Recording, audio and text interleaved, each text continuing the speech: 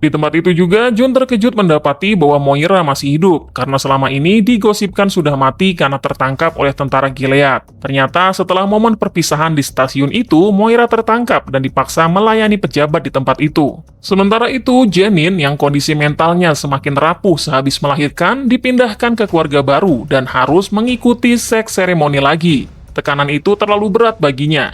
Ia akhirnya kehilangan kendali, lalu pergi untuk menculik bayinya sendiri. Dalam keputusasaan, Janine membawa sang bayi ke sebuah jembatan. Di sana, ia hampir melompat bersama anaknya. Ia memilih kematian daripada kembali hidup dalam belenggu Gilead. Jun kemudian dibawa untuk menenangkan Janine. Janine pun kemudian berhasil ditenangkan, dan dia lalu memberikan bayinya kepada Jun. Namun kemudian, dia melompat dari jembatan.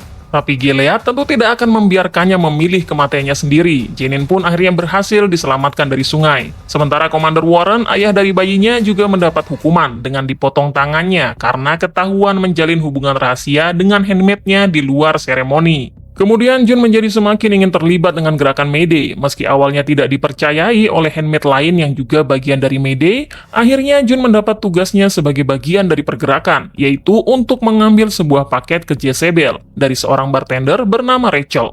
Jun pun kemudian merayu Fred agar mau membawanya kembali ke Jezebel. Rayuan Jun pun akhirnya berhasil dan mereka kembali lagi ke Jezebel.